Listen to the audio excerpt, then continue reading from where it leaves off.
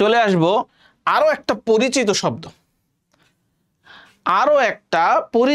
পরিচিত শব্দ অ্যাবডিকেট। দেখো উচ্চারণটা দেওয়া আছে, উচ্চারণটা একটু খেয়াল রাখতে হবে। অ্যাবডিকেট, অ্যাবডিকেট। আমরা অ্যাবডিকেট বলি, বাট অ্যাবডিকেট, অ্যাবডিকেট এটা হচ্ছে একটা ভার্ব। অ্যাবডিকেট, অ্যাবডিকেট, অ্যাবডিকেট মানে হচ্ছে, অ্যাবডিকেট হচ্ছে একটা ভার্ব। এখন দেখো, প্রথমেই বললাম যে শব্দগুলো মনে রাখার টেকনিকটা কি, ওটাকে বাস্তবিক জীবনে নিজের পার্সোনাল লাইফে, নিজের লাইফের সাথে রিলেট করে সেই শব্দটা ব্যবহার করা। আরেকটা শব্দ হচ্ছে, আরেকটা টেকনিক হচ্ছে, তুমি শব্দটা বারবার হচ্ছে তুমি মনে করতে থাকো, চিন্তা করতে থাকো সেটা কোথায় ব্যবহৃত হতে পারে। দেখো আমি এখন একটা টেকনিক শিখিয়ে দিই তোমাদেরকে। অ্যাবডিকেট, অ্যাবডিকেট এটা হচ্ছে একটা ভার্ব। এটার অর্থ হচ্ছে to step down from a position of power or responsibility, মানে কোনো একটা পদ থেকে অথবা দায়িত্ব থেকে সরে যাওয়াকে বলে হচ্ছে অ্যাবডিকেট। এখন অ্যাবডিকেট শব্দের অর্থ হচ্ছে কোনো একটা পদ বা কোনো একটা দায়িত্ব থেকে সরে যাওয়া। সো বাংলাদেশে এই জিনিসটা খুব কম হয়, কেউ যদি কোনো দায়িত্বে থাকে তার থেকে সরে যায় না।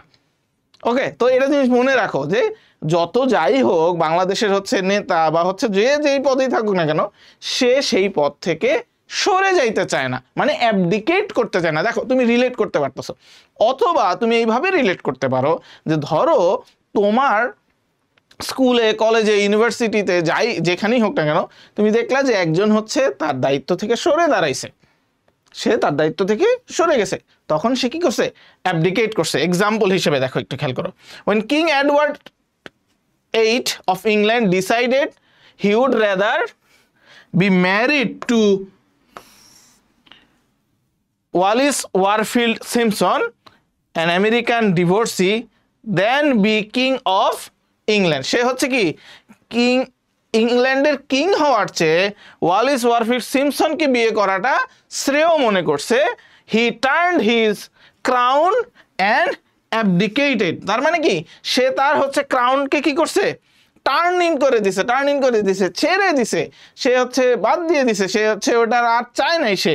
তাহলে আমরাও হচ্ছে এই জিনিসটাকে নিজেদের ক্ষেত্রে ইউজ করতে পারি যে আমরা হচ্ছে কখন অ্যাবডিকেট করি, নিজের থেকে কখন দায়িত্ব থেকে সরে দাঁড়াই।